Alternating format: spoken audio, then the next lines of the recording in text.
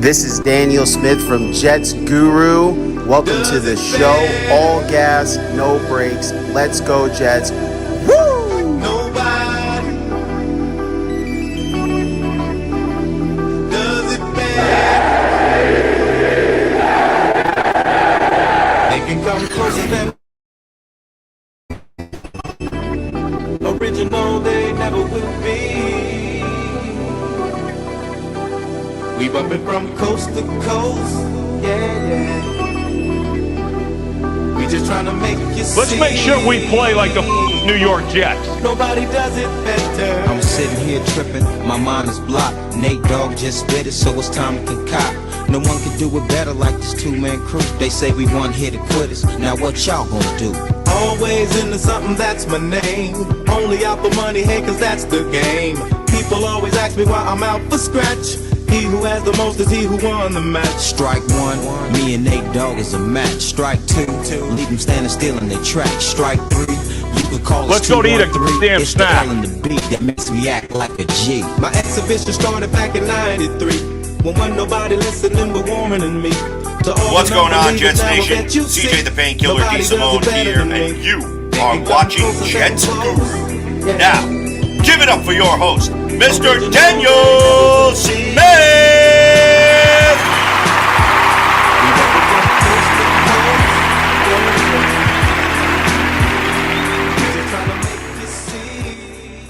What is going on, Jets Guru world? And hey, listen, Kevin is a host of this show too. So we got to re-update that, and we got to get Kevin's name up on there into the intro. You know what I'm saying? Let me see. Oh, okay, I'll get on it. But yeah, so listen, man, here we are. Jets Guru once again, another off-season edition, another Super Bowl-less Jets team. You know, but it is what it is. I was born for this moment. I've been living this moment for at minimum 12 straight years of not even getting close to it. And here we are, Kevin. We're breaking down this roster. We're trying to figure out what this team is going to do moving forward. And it's really tough because the whole offseason, the whole talk has been about the quarterback position. But in reality, it's much more than that for the New York Jets. This is a playoff or bust season for them. And it's going to be very interesting in the offseason. But before we get to any of that, how are you doing out in your world? Is everything good? Going well? Yeah, and I hope everyone's having a good start to their year. You got Valentine's Day coming up. You got the New Year stuff going on. I know a lot of people set goals and aspirations for every new year. That's just how it goes. And I hope everyone's off to a good, healthy start to their year. Just everyone out there listening or everyone who watches us later after we've been on the show, I just hope everyone's had a blessed start to their 2023, man. I know inflation's up, cost of goods are crazy, and everyone's doing what they need to survive. So just wishing everybody out there in the Jets world well. Absolutely, brother. So, hey, let's get into, the episode a little bit because the big thing is, there's reports out there that Rodgers is already on his way to Oakland, but really he's on his way, to really just relax and get high and just, reset. And listen, I have no problem with that. I know people who don't understand what he's even trying to do, just calling him a junkie and stuff. It's not even like that at all whatsoever. This guy plays one of the most physical sports in the world at a very high level. And some people need to, not just high level athletes, but many people need to disconnect. And, I'd rather have him do that once a year than be an alcoholic on the weekends. That's for dang sure. So whatever he does that makes him Aaron Rodgers, I'm absolutely happy with that, especially if he's coming to the Jets. Don't change a thing. Do the same thing you've been doing all these years. But, Kevin, let's say it's true. Let's say that Derek Carr is gone to the Saints, and here comes Aaron Rodgers strolling in the door to throw to Devontae Adams again. Give us some pros and cons on the Raiders side of the ball where you think it would be different if the Jets had him. Yeah, I mean, I'm sure for Aaron Rodgers, like you say, he's got to weigh a lot of things. And if he's going to go into any 4-day black hole, let it be this retreat and not Las Vegas. But as he comes out, the things that he'll be thinking about while he was there, I mean, guys, they do have outstanding skill position players, right? Josh Jacobs, big-time running back, probably one of the top 5 running backs coming out of Alabama in the NFL. He's just a big-time running back. And honestly, Green Bay hasn't given him a big-time running back. And he's a proven guy who's also stayed healthy over 16 games. He's a Pro Bowl running back. Josh Jacobs is big-time, period. And then you put Waller at tight end, and you put Adams at wide receiver and Renfro in the slot. Like, you're just offering him a lot of big-time targets, big-time playmakers that, once again, he never had like this on. He had to carry the Packers. And you could hand off to Josh Jacobs all game. And then when you play action, because everyone's scared of Josh Jacobs, Renfro in the slot, Waller between the safeties, and Adams who can do everything. So there's just a level of comfortability with just having like probably 3 to 4 Pro Bowlers around you, established Pro Bowlers, not guys who might get there, not guys who are talented, but guys who play in Hawaii 2 or 3 times already in their career. And it's just a little bit of a mature group, right? We know the Jets are a very young organization, young coaching staff. And there's just mature players. Adam, multi-Pro Bowls. Renfro has had like 2 or 3 big years. You know, Waller is an all-pro caliber player. It's just a mature team. The other piece to consider is that Green Bay and the Raiders just made a monster deal, right, to get Adams there. So you know their GMs and Aaron Rodgers knows if he wants to get a deal done, he can get a deal done. Like, they've done it before. They can make the parameters work. This isn't going to be a situation where the GM's got to start from scratch on these types of things. And the other thing I would say is there's no state tax, right? There's no state tax. So you could take a pay cut and still make more money than you'll make if you come to New York or New Jersey. You're just not going to have a state tax. So he can make money and take a pay cut. And at the end of his career, you know, everybody knows he's made lots of money, but what do rich people want? More money, right? We want more money. I'm sure he wants more money. But on the flip side of that, I mean, it's not all like rainbows and sunshine there either. One, Josh McDaniels. Who wants to play for Josh McDaniels? He's had no success. He isn't exactly known as the nicest guy and easiest guy to work for.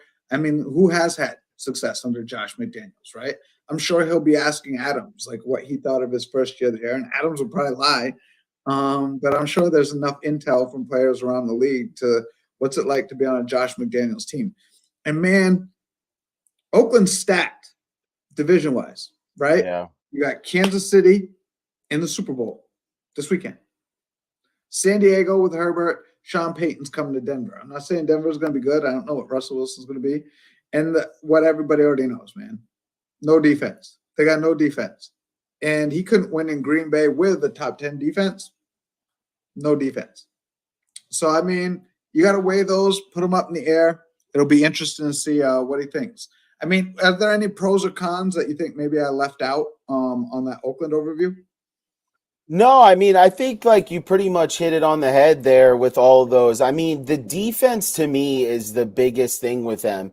I honestly think, you know, Derek Carr is a little better than he is. I mean, when you have to come into a football game and automatically know my team has to score off the bat, whether I'm having the best day or the worst day, nearly 4 touchdowns a game, I mean, that just puts so much pressure on your offense. And in this game, it's to put so much pressure on your offense to push the ball down the field because it's that type of a game, you know, now. Whereas maybe 15 years ago, even if your defense was this bad, you could still nickel and dime and chip your way back. You need explosive plays. You need to be able to push the ball down the field. And to try to get that every single drive to keep up with your defense, who's one of the worst in the NFL over the stretch of the last 10, 12 years, I mean, it's tough. It's not easy. Waller's missed significant time the last 2 years, even though I really, really like him as a tight end. Jacob has missed some time. So for me, I don't know. And here's the thing. I think even though the Jets division is stacked, I mean, Kansas City to basically say, well, there's a good chance that we're not going to win the division in the time that I'm here. Then I'm going to have to be compared to Mahomes and this and that. For me, I think the Jets are the better move, for multiple reasons. I mean, I think just as talented as the Raiders are with a lot of their mature weapons, I think when you look at Aaron Rodgers with the Jets, I mean, rookie of the year on one side. I think Elijah Moore, I think last year was just an awful look, not only for him personally, but really, I think it was a bad look for the Jets offensively. And I just posted a link on Jets Guru. And man, like to see all that stuff that Samini posted, it was an excellent article. The Jets really lost control of that quarterback room, man. They really, really, really did. So for me, I just looking at it, I'd rather have Rodgers here because he's a proven veteran over Carr. And I'm tired of, honestly, the Jets trying to bargain their way into getting guys. Go get the guy who's clear cut. You have the coordinator that's a seamless transition to your team. You could just start getting to work and plug and play. What he put together, I mean, last season would have been better than any Jets quarterback has put together since Ryan Fitzpatrick's year. So for me, to me, it's all pros. It's all pros for him coming to us. Now, the cons, the Jets have not made the playoffs in the last 12 years. They've been awful. The cons are they haven't had very good luck with their quarterbacks coming in either through free agency or through the draft. And so for me, it's a toss-up. It's honestly a toss-up, Kevin. What do you think? Yeah, I mean, we have so many unknowns, right? But the one thing he does know is Hackett. And his last 2 seasons with Hackett, he won an MVP. And does he believe in the Conklins of the world who he's seen on the other sideline? Does he believe in Garrett Wilson? Does he believe in Breece Hall? And does he trust Joe Douglas? Does he trust Joe Douglas? Because this is going to cost us cap space, draft picks, and some depth, right? Because we're losing draft picks and we're losing money. That loses both of which you would use on depth of the roster and improving the roster. So can you do all of this on the Jets and fortify the offensive line, which I know we'll get to, plug some holes or keep some of the players that are available? And what amount of talent do you have to get rid of to make this all work from what you had last year, right? We can say we can just cut Corey Davis. Well, all of a sudden, Berrios has to be a starter. All of a sudden, you're like, you can cut Lawson and you can feel good there. But you got Joyner that you got to bring back. You got a kicker that you got to bring back. We only got 2 tackles if Dwayne Brown retires active on the entire roster, depending on what we do. I'm sure Aaron Rodgers has got to weigh the pros and the cons. But gosh, man, if you have winning a Super Bowl with the New York Jets on your resume, it's counts as 2, I think. I think if you win a Super Bowl with the New York Jets, it's you can walk into any room and be like a god, not just in New York, man. There's not a lot of guys walking planet Earth who have won a Super Bowl as a New York Jet, right? One. Aaron Rodgers would be an icon. And I'm sure that's a little bit why Brett Favre was like, man, even if I just made a Super Bowl as a New York Jets or had us in the running, people would be like, holy crap, right? Except they wouldn't use the word crap. I am, because Daniel tells me to stop cursing. But, I mean, Aaron Rodgers would just have a spot on his resume that's unmatched, virtually unmatched. It'd be like winning one in Cleveland or something. You just go someplace and you bring them a title. I'm sure he would consider what that would just put him in icon status. Yeah, absolutely. I mean, icon status times 10. I mean, with the level of talent that he's had throughout his career, if he was to match Joe Namath, I mean, and what I mean, I'm just saying, what if he goes back to back? Then, then forget about it. Then he easily becomes the best Jets quarterback of all time right there. But no, there's many pros and cons. I think in any way, if he comes to the Jets, it's a plus because if our offense was able, some of our younger players were able to put that together with having just the absolute in and out mess of the quarterback position. I mean, the sky is the limit for this offense, and we have the defense, and so it is what it One is. more What it is. point, just one more point. Mhm. And I saw there was some back and forth in the comments about Aaron Rodgers and the media. And I think we talked about this like 2 shows ago. Man, Aaron Rodgers loves him some Aaron Rodgers. You hear him Yeah. talking about the way he talks about his retreat is just his passion about his lifestyle and how he Yeah. loves him some Aaron Rodgers. Hmm. If you don't think, he's been playing in Green Bay, Wisconsin, guys.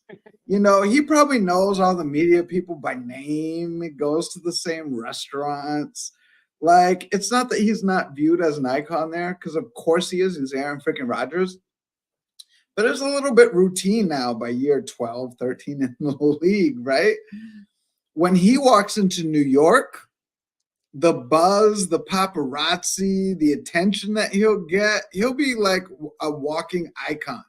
Like, not that he isn't wherever he is, but in New York, when he walks in front of those cameras and people are like interviewing him, maybe he'll get sick of it because it'll be literally everywhere. But I don't know. Aaron Rodgers loves him some Aaron Rodgers. I don't think he's scared of the media. And I don't think walking into a locker room where everyone looks at him like he's already in the Hall of Fame, like literally every Jet is like 2 or 3 years in the NFL. And then Aaron Rodgers walks into that locker room.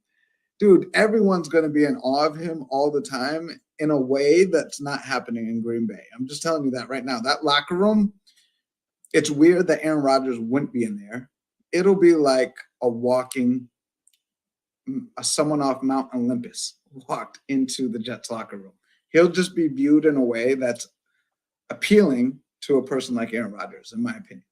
Yeah, I mean, he volunteers to go on the Pat McAfee show, and not saying like, that show is crazy, but it is a show where it's not exactly PC, and he doesn't Yeah. care. He goes on there and he talks very freely and very openly about his life. At this stage in his career, if someone was to say something to him, he'd probably tell them to go get lost.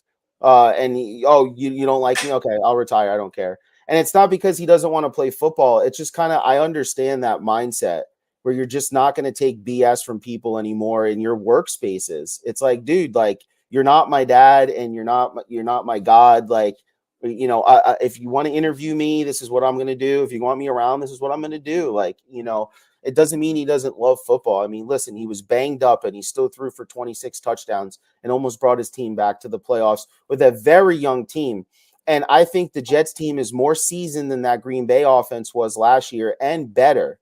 So for me, it's top 10 quarterback, bolsters the roster almost right away.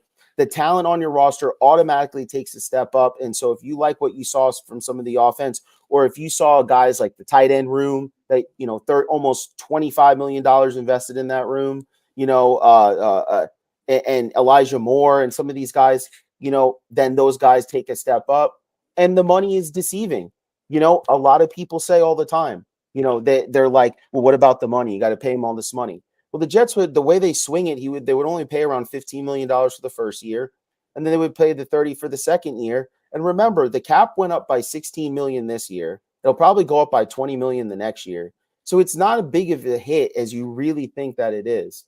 The NFL, if they want somebody, they find unique ways to get them. The cons are just the commitment years. Is he going to stay for 2 years? If we're going to give up the capital, is he going to stay? That's what I need to know. If he's going to stay for 2 years, I'm good. If he's like, hey, listen, I want to do one and I can't guarantee, well, then the compensation has to change a little bit.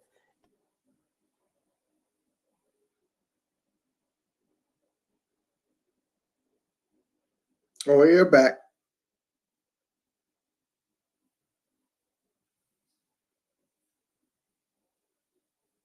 I'm not sure if we can hear him. Can you hear him, JR? Nah, his mic's off. He went black, and then when he came back, well, Yeah, I he is saw him black. go black. He is. I can read his lips. He is black, but now there he is. There he is. All right. Can you hear me now?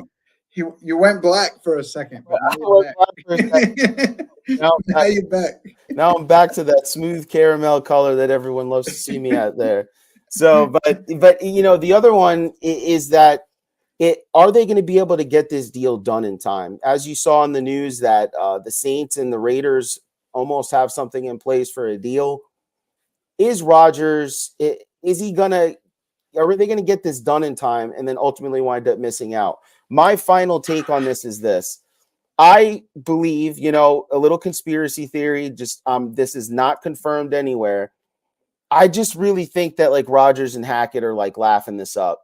I really do. Like from what I've taken from their personalities when they were together and the type of relationship they had, you know, I don't think that Joe Douglas really steps out there for no reason if he doesn't really think he's got a legit shot at doing this. I think that the Jets have the compensation that the Packers want, and I think Woody Johnson is willing to do this damn thing, and he's already said so. So the Jets will go all out. Trust me, they will. I think they realize about this defense. Now, we will lose some players on this defense this year, but it doesn't take away from the core of what makes his defense move, which is the rotation on the defensive line and the solid corner work. So we could fill in everywhere else and still be a top 10 defense in this league with offensive talent. The Jets will go after Aaron Rodgers very hard. And remember this, guys, this is very important. Even if Aaron Rodgers wants to go to the Raiders, ultimately the Packers have to trade him and the compensation has to match. And so what if he prefers the Raiders, but he doesn't mind coming to the Jets because they have their old coordinator there, right? So even if he's like, hey, I want to go to the Raiders, and they're like, we like the Jets trade package better. All right, let's go to the Jets then. You know, so I don't have any problem with that at all. You know what I mean? So for me, those are the pros and cons for me and Kevin. So, you know, I think when you look at this, again, it's not just about the quarterback. It's about the offensive line, Kevin. And wow. You know, each year I somehow think that, you know, we talk about it too. It's not like Joe Douglas is like putting together a bum offensive line since he's been there with the Jets. He has brought in guys that the team that they were with beforehand, they were good offensive linemen, solid offensive linemen. And they come to the Jets and they don't somehow live up to those expectations, whether through injury or play or whatever it may be. You know, you look at Kelechi Osemele, like when he came here, and it's like he was good, he sucked, and then leaves the Jets and then somehow becomes good again. The Jets wind up boggling some weird x-ray things, and their medical team was boggling around, messing around. But, you know, Joe Douglas has tried the last 2 years to bring together, I think, a solid offensive line.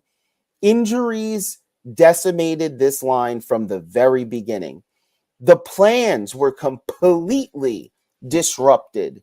You had tackles going down twice in camp. Then they bring in a guy who ultimately goes down for the first 4 or 5 weeks of the season, and they're just playing in and out. Guys like Max Mitchell, who probably shouldn't have been playing at the time, and he did an all right job. But guys, honestly, when you really dig deep into the stats, Max still struggled, okay? He just was all we had, and we like what he gave us. We are super homers as fans, including myself, and we latch on to these players sometimes. But when you break them down to the rest of the tackles in the league, they're not quite measuring up. So I think Mitchell, you know, he has a lot to grow, both physically and technique-wise. And I think the plan was Becton starts on the right, and then all of a sudden you have Max Mitchell who can move in and out. You've got AVT, you've got McGovern, Tomlinson, and then you've got Fant, and then Becton goes down, and they get Brown, and then he goes down, and then Fant goes down, and then Hurubig is in, and then some other guy, I can't even pronounce his name, he comes in too. And then it's just mix and match all season, waiting for guys to come in and out. and it just never got established. You have a quarterback in Zach Wilson, who now you see reports coming out that he was leaning before the snap, which the offensive line had no clue in what direction he was actually going after the snap. It was a complete mess for the Jets, and I think it all came to a complete explosion when AVT and Breece Hall were lost. From there on out, between the quarterback and the offensive line, it just never worked consistently. It never clicked. And for me, overall, for the offensive line, I'm going to give it a D. I think there were times where they just let us down, and they should have had a chip on their shoulder for many games. They nearly got Mike White killed and then come back the next game and get him beat up again. And to me, I'm not going to hammer this and put this just necessarily on Joe Douglas, even though he put this offensive line together. I think guys underplayed to their talent. I think injuries took a big chunk out of this team, and that's why I gave him the rating.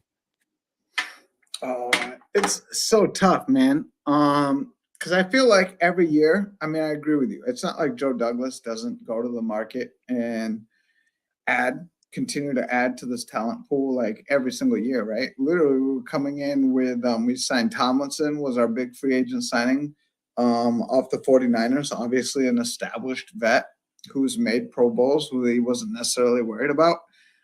And then, like you said, drafted Max Mitchell for depth. We had Becton coming back off injury. Before Becton was hurt, you'll remember Dwayne Brown was actually on the sideline that day that Becton got hurt because he was in for a visit. So the Jets were still adding depth, and that was with Fant coming back, right? Mm-hmm. We literally added a ton to that position, and we lucked out that Max Mitchell got some much-needed reps in the preseason because Fant and Becton both went down. Literally, he went from a mid to late round pick to starting the last 2 preseason games, which ended up being fantastic for him. But I mean, I would give him a C-. Right? I mean, we started the season with Fant and Becton were both hurt to start the year. Both starting tackles by week 1 were gone. I mean, it was insane. And AVT played everywhere on the line. And you went back through the list, Fant's a free agent, Herbig's a free agent, Herman is a free agent. A lot of guys who got a lot of playing time for the Jets is free agent. Dwayne Brown, they got a team option on, but he could retire. They really only have, and I said that I alluded to this earlier, but they got Becton under contract. They got Max Mitchell, obviously, on his rookie deal, super cheap money. So 2 players on rookie deals. Dwayne Brown, technically, if he opts into his contract, will be back. Jets still got a lot of work to do here. And in my opinion, and I look forward to hearing what you say, and I can have my 2 cents later, but to me, it's going to be a 2-pronged approach for the Jets. You got AVT coming back. McGovern's a free agent. I need to say him. He's starting center is gone. To me, it's got to be the Jets got to add some players in the draft and free agency. But going into the offseason, I would say it's probably C-, because guys like Herbig came out of nowhere and played and held his own. Max Mitchell as a 5th-round pick, you don't expect him to come in and hold his own. And at times, especially with Breece Hall, he did. And Dwayne Brown was very inconsistent, but again, being your 4th or 5th tackle, I mean, C-, I think. But how would you go to improving the line from here? Because C- isn't getting you to the playoffs. Well, okay. Well, this is what I'll say. Can I convince you to go to that D when you factor in maybe Mekhi Becton's versatility, his being in shape? Even though everyone keeps saying he was skinny and this and that, I don't think this young man took it very seriously. And it's just been a snowball for him physically trying to get back to be able to play and be consistently healthy at the NFL level. I think some of that blame has to go on him. And then for Dwayne Brown, although he may have been, the 4th tackle for us, he still was considered starting level right tackle talent. And I think still is. I just think he made some really boneheaded penalties, but it wasn't just him. It was Fant too, who really surprised me with the penalties towards the end of the year. Kevin, if you can try to find out how much that option is for the Jets on Dwayne Brown as we're talking. But that's an interesting point, Kevin, because do the Jets say we believe that Dwayne has better talent and just, made some bonehead errors? You got a bunch of young quarterbacks, a bunch of quarterbacks not knowing what they're doing, a bunch of quarterbacks never started in the NFL before. Is it possible that they could pick up his option, keep him on the left side, keep Becton on the right, AVT at guard? Tomlinson is in. You can't get rid of his contract this year, and then all you have to really worry about is then going ahead and then picking up that center either through the draft or free agency once we get into that. Dwayne Brown has a $6.3 million dead cap hit if you cut him this year, but you save five. You save $5 million. So he counts $11.2 million on the books. Honestly, for him to negotiate a 2-year deal like that, I'd be surprised if he retired. You're going to take that almost $12 million, probably to be a backup left tackle. But yeah, the Jets can save $5 million if they cut him. Yeah, so I mean, it's worth a discussion. I think once you look at your options and you see what you can actually bring in, and that brings us to the free agency options for the Jets. I know people were getting mad at me for some reason because they can't read or something like that. But I posted an article and people are like, what are you talking about? The Jets have no cap space to sign all of these guys and they need to go through the draft. Guys, relax. I'm just talking about free agent options that might fit in well for the New York Jets. I'm not saying that they're going to get all their linemen through free agency and not draft any. I just figured I'd break it up so that way we can have enough content for you guys to spread out through the rest of the year. So just calm down. So as I was going through free agency, and Kevin's going to do the draft for us because I do not watch enough college football, guys. I'm not even trying to fool you up here. I do my research like probably a month and a half before the draft just for you guys. So I'll watch tape, film, I'll read articles. I'll do everything I can just so I could put together a competent show, but it's hard for me to really get into college football. But for free agents, there's a couple guys, and some of these guys me and Kevin agree with. And Ethan, I don't know if I'm saying it right. Is it Pachick or Pakic? I think it's Pachick, but Pachick, the center for Cleveland. Yes, for Cleveland, he's a massive guy. He's 6'6". He kind of stepped into his role, career year from him. He comes from the same wide zone blocking scheme that Hackett uses, so the terminology is going to be right there. It's kind of, he could just plug and play, and he could be more of a leader of that spot, which when you look at his age, that would be coming into his own right there, where he would be able to help some of the younger guys around him who may not be familiar with Hackett's playbook and have only had 1 year in that wide zone blocking. And listen, the Browns' ground game wasn't too shabby when he was there, so he knows how to run the ball. And, for me with McGovern, he did all right in the run. It's just the passing game, he wasn't very good. And I just didn't, obviously, that comment that he said a couple years back, like, just really rubbed me the wrong way still. But I can let that go if I think he lived up to what he was supposed to be. I mean, hey, listen, he played most of the games. He fulfilled his contract. He was banged up for some of it, but I think the Jets can improve. Pachick would be a very big upgrade. You're talking about 5th in run blocking and 11th in passing, and just a massive force that you could put right in front of Aaron Rodgers to go ahead and block for your team. At tackle, and this is one that I know Kevin was talking about as a wild card, was Andre Dillard.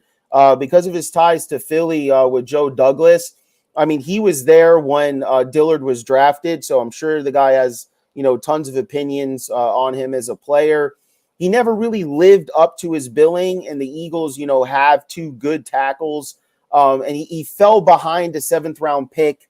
He's a guy that you take a risk on without really having to spend all that much money.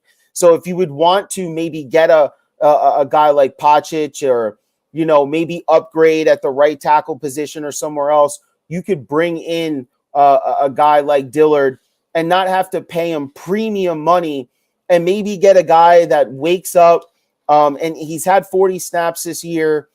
He's played well under those. I'm not really sure if he's gonna play in this game at all. I don't know about their tackle situation and what's going on with that. Another guy that I think would be an excellent fit for the New York Jets, if and only if. Now, listen to this, guys. Okay, this is a wild card thing here. Why don't we move AVT to the left side? I mean, I think when you look at his time at left tackle and just playing the tackle position in general for the Jets, I think he's done an excellent job. And this was on the fly. This wasn't in an off-season program, really kind of cementing himself on the left side. He has tape in college, so it's not like he's completely unfamiliar to the position. He's already in-house. And then you have Becton on the right side. You could bring in a guy like Davis, right, who is not going to kill you. Sports Track has him right around $5 million a year or so, 70 PFF grade. He knows Kevin Carter's scheme, our new offensive line coach. Again, another seamless transition type of a piece that can help out with maybe Becton on his side, or he can help out with Tomlinson at the guard position. I mean, there is options here on this offensive line in free agency, and that's just a couple guys. That there's a few more guys out there that could fit for the Jets. So I think Joe Douglas, it's not as dire as people make it out to be. This isn't like the Jets starting out how it was a couple years ago. We do have AVT on this roster. We do have Becton on this roster. Staying healthy is one thing, right? Talent is completely different. And he's shown it to me on the field. It's not like, oh, well, he's a big guy and he's strong and fast. I saw him out there mauling people to the ground.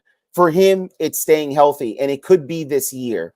So you have guys on this roster already, guys like Max Mitchell in-house, guys like Tomlinson, who there's no way this guy is that. I know Tomlinson could play up to his contract, a little bit more than that. I think you get a center, and maybe you could bring a guy like Kelvin Beachum, like Kevin suggested, who's played here before, played excellent for an awful Cardinals team. He could be brought here on a reasonable deal so you can spend more on your center or other positions. So for me, for free agency, those are some guys that I think really could fit, Kevin. Man, and I love the Kelvin Beachum. 34 years old, can play both tackle spots, left and right tackle. He's playing left tackles for the Cardinals. He played right tackle for the Jets. He was at Pittsburgh before that, as we all remember when we got him. And still plays very, very solid, right? Just like when we brought in a Morgan Moses in his mid-30s. We brought in Dwayne Brown in his mid-30s. And I'm not saying he solves a problem. I'm saying when you got to put in the resources that we will have to get Aaron Rodgers in, he's a guy that's 34 going on 35 that you bring in that will come here because there is an Aaron Rodgers, right? And that's what, when you brought up some of the names like Patrick from Cleveland, it's like you get an Aaron Rodgers here, guys, and people want to see if they can help him be that Peyton Manning in Denver. Just get him across the finish line to get number 2, to beat Favre, like some of those things that you just have this childhood goal. And if we got Rodgers, and you referenced the draft earlier, man, if there's any way, again, Midwestern kid, Northwestern, Krista Levitas and I talk about this guy all the time, the Skronsky kid from Northwestern. Mm-hmm. Dude, if people knew how good this guy is, like he is the AVT of this draft, right? He played left tackle at Northwestern. Like he can play both guard spots, right tackle, and he can play center. You can literally bring him in and play center week 1. And just like when people went down and you're like, what's the guy's name with the freaking the crazy hair? The guy with the mullet. What's his name? I forget it. Feeney.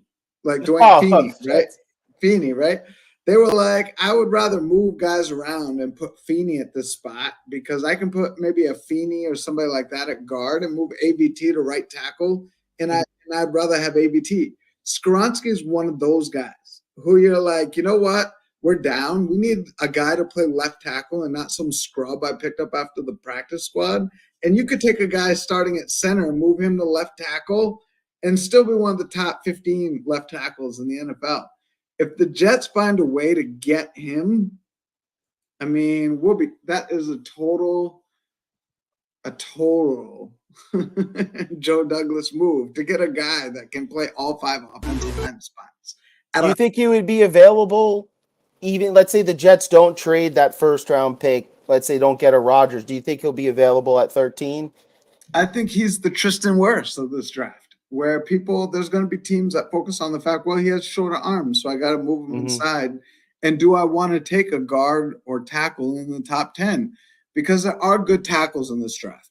Jones, I'm telling you right now, the Jones kid from Georgia, I don't know if you guys saw Georgia, but they were running it up on everyone because they have one of the best left tackles in college football. Pass, throw all day. And the Johnson kid from Ohio State, Prince Johnson, I think his name is another guy who can start. Are all 3 of them going to go in the top 13? So 2 of them are going to slip. And it reminds me of the draft. We'll all remember Wirfs, because that was the Becton draft, the Thomas draft, where all of a sudden Wirfs slid down, right? And the kid who went for Cleveland, I forget his name. But anyways, where guys started to slide down, and all of a sudden you're like, why is Wirfs still available right now? And Tampa grabbed him and grabbed a starting right tackle. Yep. I'm telling you, Skoronski is that guy. He's that guy in this draft that can play and is a perfect Joe Douglas guy. If they can get him, there's a couple other sleepers I'll reference later. Joe Douglas talked about Jones, the big right tackle from Ohio State, who's I think he's almost like 355, 360 pound, big dude. DeJuan Jones. Kind of could be a guy that you bring in and develop over time. I love the Harrison kid from Oklahoma, another big kid that I think could play both tackle spots. And then Hayes from Michigan as a later draft pick, but another athletic guy that can kind of move that zone blocking scheme that you talked about. The Michigan gets very, very athletic offensive lineman. The other guy, and I know everyone, I see all your Jets mock drafts out there, guys, and all of you guys have Schmitz, the center from Minnesota, round 2, right?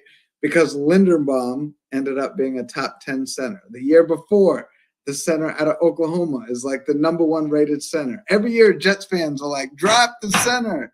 And I see all your mock drafts, and you're doing it again. Everybody wants their Nick Mangold, right? Yep. Everybody wants the next limb. I'm not saying Schmitz is that guy, but I wouldn't be shocked if the Jets did pull the trigger to lock up the center position, because having a quarterback on the offensive line that's 22, 21 years old is just such a blessing. Yeah. So hopefully the Jets can make that happen. But if they can get McGovern back on a reasonable deal, and one of the things I referenced, and I know you put it in the article, so thank you for that. If the Jets find a way to get both McGoverns here, like they got both Williams here, they're guys that can play, just like I said, all 3 interior spots. Both McGovern brothers, the one for Dallas and the one for the Jets, can play left guard, right guard, and center. And then if you bring his brother in as a backup, you have that Swiss Army knife on the inside to give guys an extra week off if they have a hammy thing. And you're just saying, hey, you know what? Maybe I sit ABT this week. And you can plug in a McGovern who's not ABT. He's not quite his brother, but you get 80% of that. And you make those types of decisions. And salary cap wise, that might make sense. Yeah, absolutely. I agree with that. It's going to be interesting to see how they play it and how they're able to bring it together. The center, I think, from Ohio State, because I was looking him up when I was doing a little bit draft look up here, is Luke Whippler. I think, if I'm not mistaken, there's a couple guys on that line. So, Ohio State. So, it's one of those things where for me, I know Joe Douglas is going to get a couple pieces in here. He's going to put together a line that I think is going to be good enough for the Jets to compete for whoever quarterback they put in front. The Jets weren't necessarily the worst line, and I felt like they were learning and they were piecing things together, even though they were inconsistent. But once AVT went down with Breece Hall, it just everything just went out the window, because Zach Wilson then got exposed. And then once he got exposed, it made it even harder for the offensive line to do their job, and it just kind of worked hand in hand. It was a very, very hard season offensively.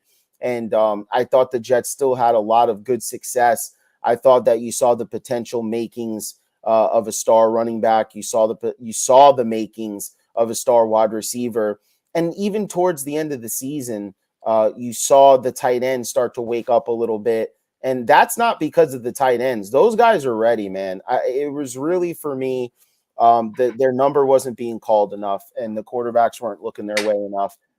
So the way I look at it for the New York Jets is just that there's a lot of work to be done, but it's not like we're starting off as the 2-win Jets. And I think fans need to absolutely 100% remember that when they evaluate this team in the offseason, because this is a team with a top 5 defense. This is a team with many weapons. This is a team with an owner and a GM that's willing to go out and get the pieces that are needed. And I like it. And listen, Kevin might be right here. Maybe you can get like a McGovern brother combo, or maybe you bring McGovern back. Now, I know there were reports that McGovern wasn't really talked about in 2023 terms in his exit interview, but that doesn't mean anything. You know, you can always bring guys back to the table. People want to get paid and people want to play football. And so you miss out on guys. Hey, listen, you want to come in? We'll talk a little bit.